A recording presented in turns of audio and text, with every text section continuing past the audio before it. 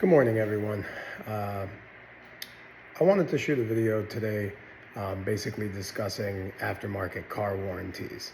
Um, I know there's a lot of videos on this and, Reddit threads and kind of a bunch of other stuff pertaining to aftermarket car warranties, but I kind of just wanted to give my own opinion and let you know how a repair shop feels about them.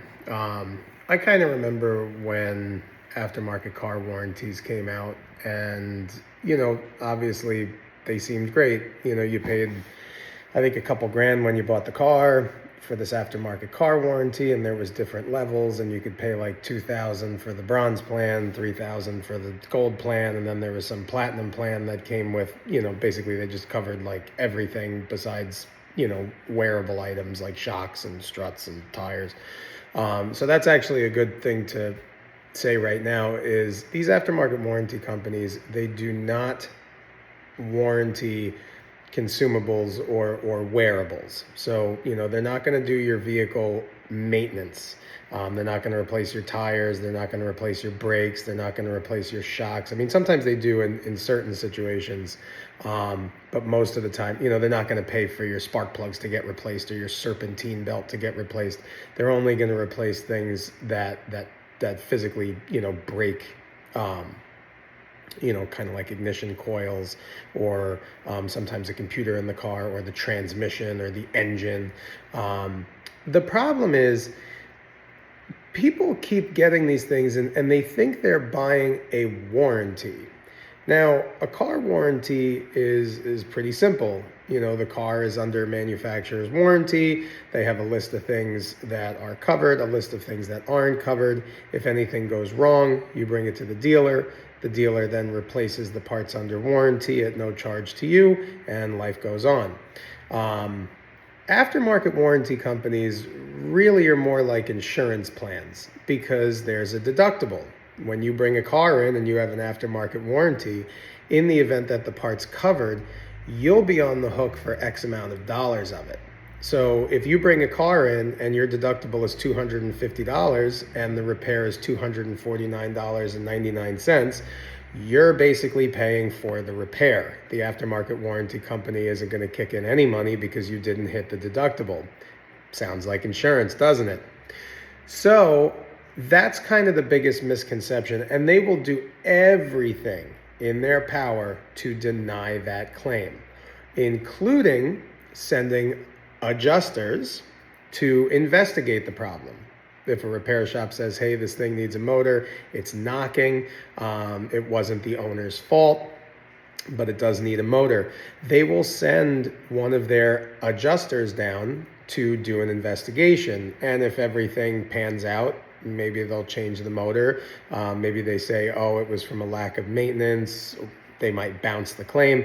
You never know. But I don't want to get into the inner workings of it because I can talk for hours on this. But another thing that you have to remember is a lot of these aftermarket warranty companies have this little teeny fine print in the contract. And in that contract, in that fine print, it specifically states that during the ownership of the vehicle under you, you need to do every single maintenance item on the entire vehicle maintenance schedule. So if at 25,000 miles, you're supposed to grease the door hinges or change the power steering fluid, whatever it is.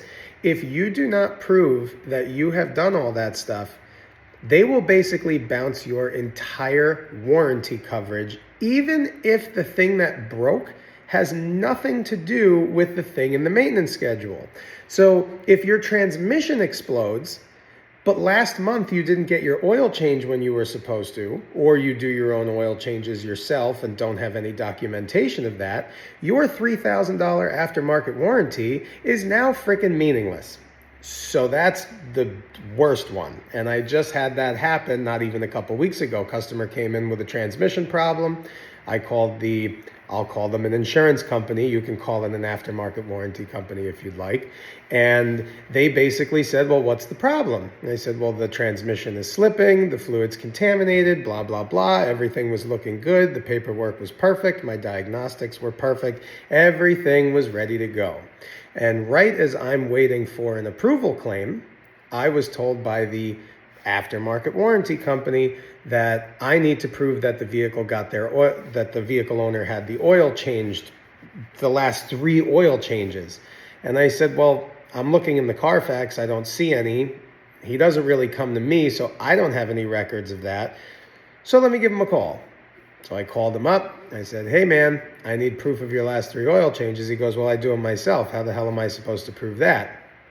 So I relayed that information to the aftermarket warranty company, who then told me that his warranty is now absolutely null and void.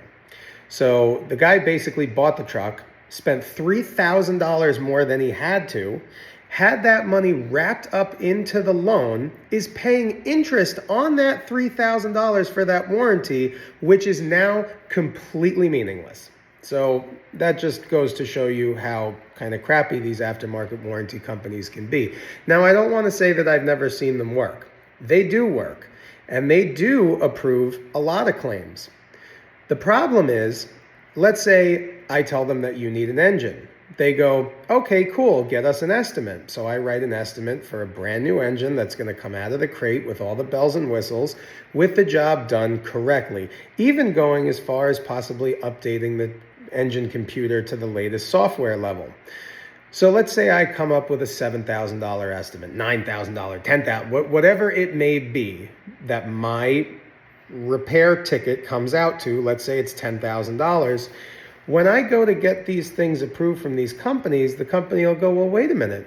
I see that I can buy a used engine pulled out of some junk car in the middle of Bumble F nowhere, and we can get it for $2,000. So what the hell are you putting in? And I go, well, I'm putting in a brand new engine. I don't really understand what the problem is here. Oh, well, we're not approving that.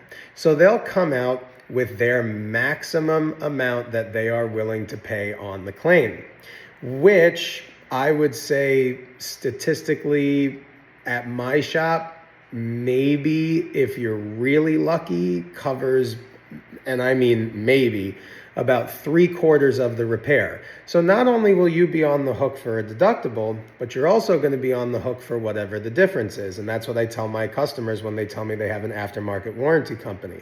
I kindly explain to them that my bill is what my bill is going to be. Whatever they don't pay to the penny, you will be responsible for the rest. You can take your car and you can drive down to some other shop somewhere that, is starving for work, and maybe they're willing to do the job for, nickels and dimes, which is kind of an annoying situation, because then the car shows up on a flatbed broken 6 months later at my shop because the other shop put a used motor in it and it exploded.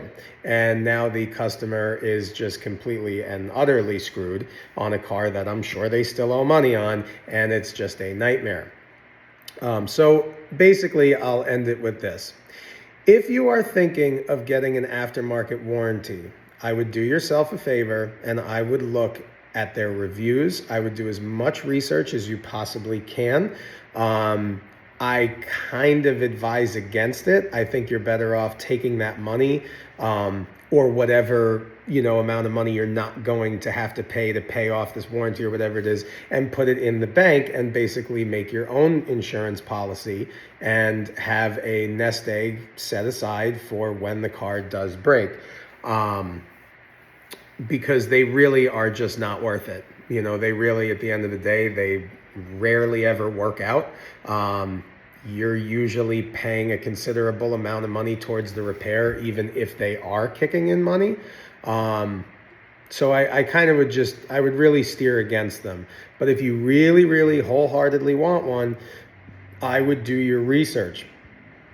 And kind of one of the telltale signs that you're probably not going to have a good experience with them is when they're willing to warranty a car that has 150,000 miles on them. the warranty companies that say, oh, we don't care how many miles, whatever it is, we'll replace anything on your car at any time, no matter what. Those are usually the worst ones because they know in their heart they're not going to pay shit. So I would really, really do your research, look at reviews, make sure you're picking one that actually pays out claims. I wouldn't look at every single bad review as gospel because a lot of people just, kind of bitch and complain about anything, even if the warranty company almost paid the whole bill. So make sure you read them. So yeah, that's about it. If you have any questions or concerns, post them in the comments. I'll try to answer them as fast as I can. Or if you want to see a video pertaining to something you're interested in or have any questions, I'd be more than happy to make one. Have a good day, guys.